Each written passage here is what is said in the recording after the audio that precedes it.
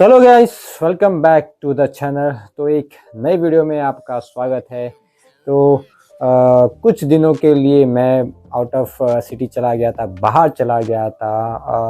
प्रयागराज गया था मैं माँ कुंभ मेला अटेंड करने के लिए। फिर वहाँ से वृंदावन, मथुरा, वहाँ पर मैं निकल गया। तो मेरे फैमिली के साथ गया था। तो एक हफ्ते के ऊपर का ये ट्रिप हो गया।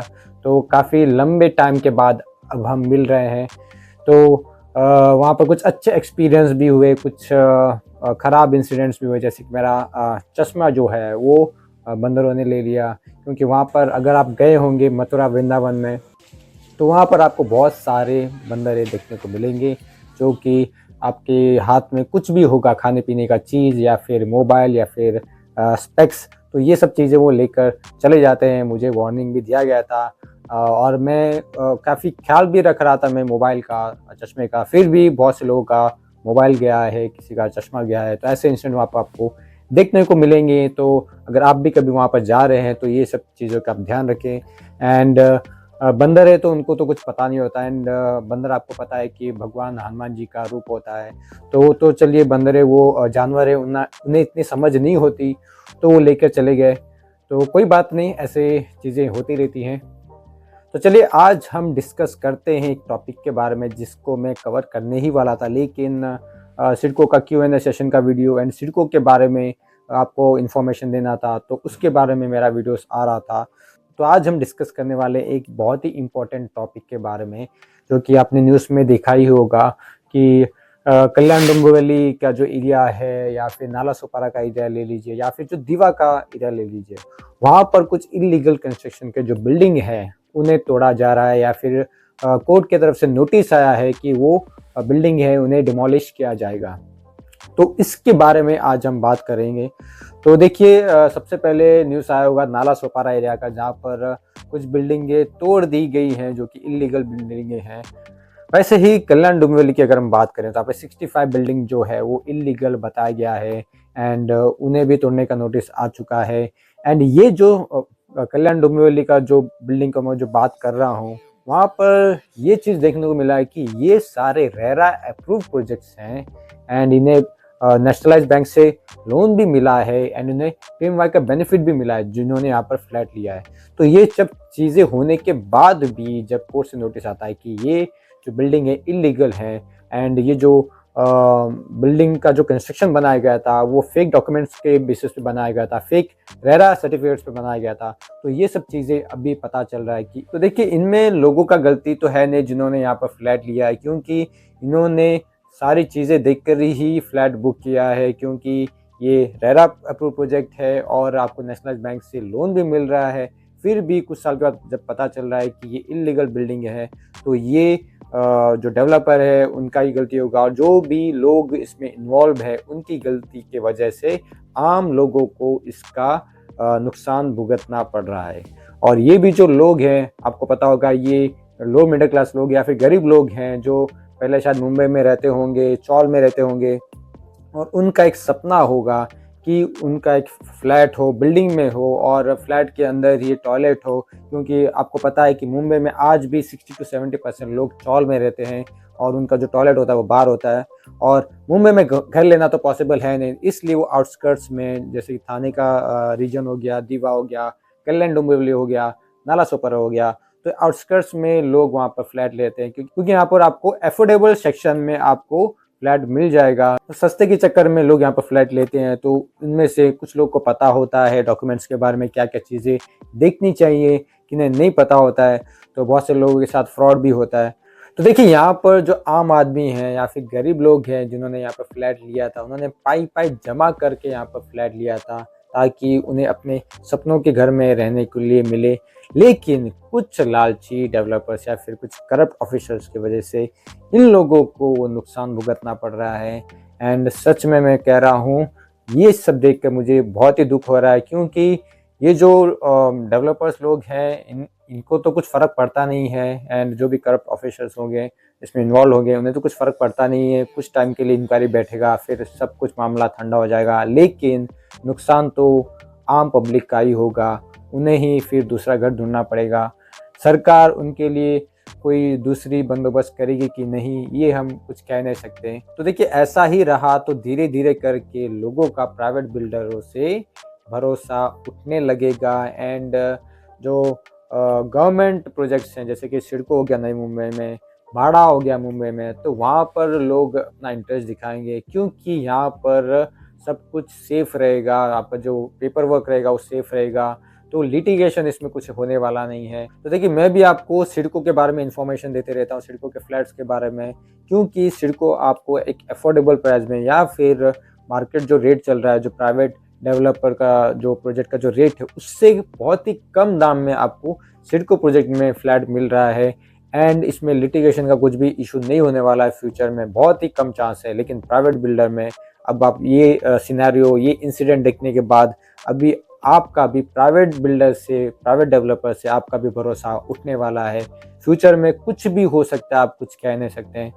तो बेहतर यही है कि आप ज़्यादा से ज़्यादा ट्राई करें, आप गवर्नमेंट फंडेड जो प्रोजेक्ट होते हैं उसमें आप फ्लैट लीजिए, उसमें आप इन्वेस्ट कीजिए, क्योंकि आप सेफ रहेंगे। एंड गाइस बहुत से लोगों का मुझे अभी भी क्वेरी आ रहा है कि उन्हें सिडको के फ्लैट्स लेने चाहिए कि प्राइवेट बिल्डिंग के फ्लैट्स लेने चाहिए। वो कह रहे हैं कि सिडको के प्रोजेक्ट्स अच्छे नहीं हैं, सिडको का कंस्ट्रक्शन क्वालिटी अच्छा नहीं है।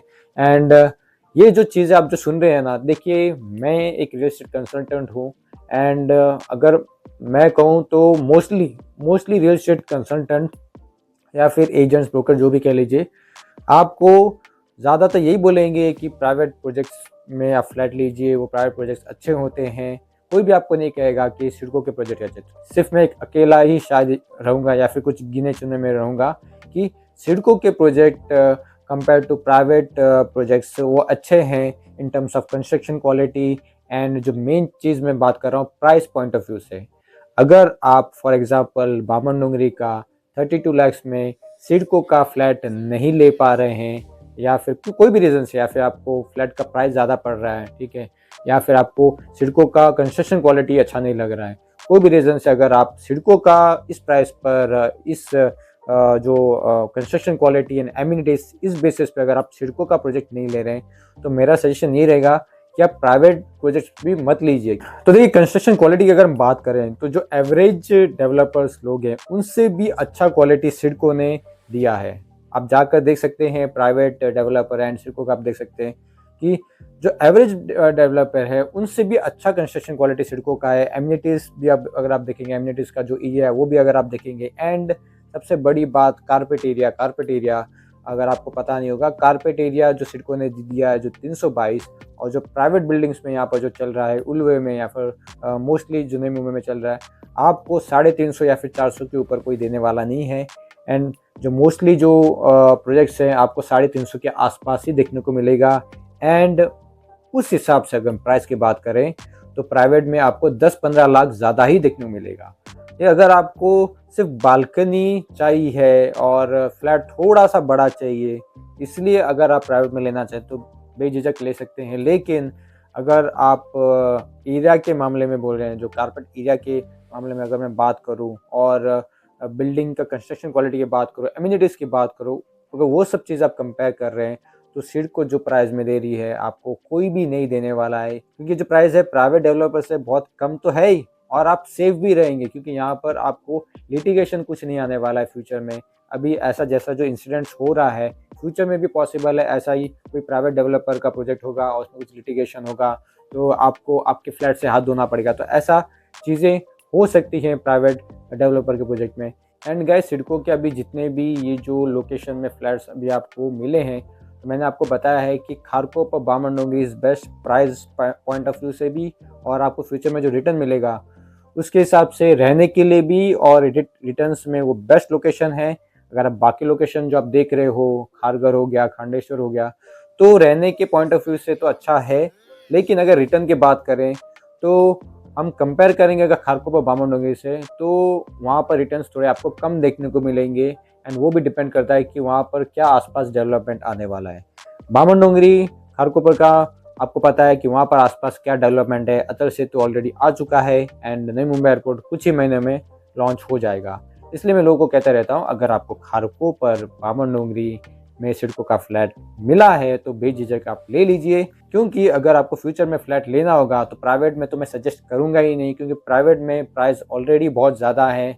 उसका जो प्राइस है मैं ऑलरेडी मेरे वीडियोस में बताते रहता हूँ कि वहाँ पर 60-65 लाख चल रहा है टावर जैसे प्रोजेक्ट्स में। तो प्राइवेट में आपको उतना पैसा देकर कोई सेंस नहीं बनता है। उससे अच्छा आप रीसेल में भी ट्राई कर सकते हैं, लेकिन रीसेल में भी आपको ज़्यादा डिफरेंस नहीं मिलेगा, 5-6 लाख का ही डिफरेंस आपको देखने को मिलेगा। तो सिडको के प्रोजेक्ट सही हैं, आपको अफोर्डेबल प्राइस में सारी चीज़ें मिल रही हैं जो कि प्राइवेट डेवलपर आपको दे रहा है। तो वैसे मुझे बहुत से लोगों का अभी भी कॉल आ रहा है, मैसेजेस आ रहा है बामनडोंगरी खारकोपर लोकेशन के लिए कि वहाँ पर फ्लैट वो ले कि नहीं। तो मैंने ऑलरेडी आपको बता दिया है, अगर आपको वहाँ पर मिला है तो फ्लैट आप डेफिनेटली ले लीजिए। फिर भी अगर आपके कुछ भी क्वेरी होंगे तो आप मेरा Q&A सेशन देख सकते हैं, एंड मेरे चैनल में बहुत सारे वीडियोस भी है, वो भी आप देख सकते हैं। तो आपको पता चल जाएगा कि खारकोपर बामनडोंगरी के फ्लैट्स कैसे हैं। एंड गैस, अगर आप सिडको लॉटरी के विनर हैं और आपको खारकोपर और बामनडोंगरी लोकेशन में फ्लैट मिला है और आपको आपका फ्लैट रेंट आउट करना है तो आप मुझे कॉल कर सकते हैं। उसमें मैं आपकी हेल्प ज़रूर करूँगा और उसमें मैं कोई ब्रोकरेज भी चार्ज नहीं कर रहा हूँ, ठीक है। बाकी जो भी रियल एस्टेट एजेंट होंगे वो आपसे ब्रोकरेज चार्ज करेंगे, ठीक है। मैं आपसे कोई भी ब्रोकरेज चार्जेस नहीं कर रहा हूँ, उसमें मैं आपका हेल्प कर सकता हूँ। तो आप उस चीज़ के लिए मुझे मैं दिए गए नंबर पे कॉल कीजिए, और आपका कुछ भी बाकी जो क्वेरी होगा वो आप मुझे कमेंट में पूछ सकते हैं। तो चलिए गाइस, मिलते हैं नेक्स्ट वीडियो में। नेक्स्ट वीडियो हम Q&A सेशन का वीडियो लेके आएंगे। बहुत सारे जो आपकी क्वेरीज है वो पेंडिंग है, तो वो वीडियो हम लेके आएंगे। एंड अगर आप इस चैनल में नए तो चैनल को सब्सक्राइब जरूर कीजिए और इस वीडियो को ज़्यादा से ज़्यादा लाइक एंड शेयर कीजिए। See you in the next video.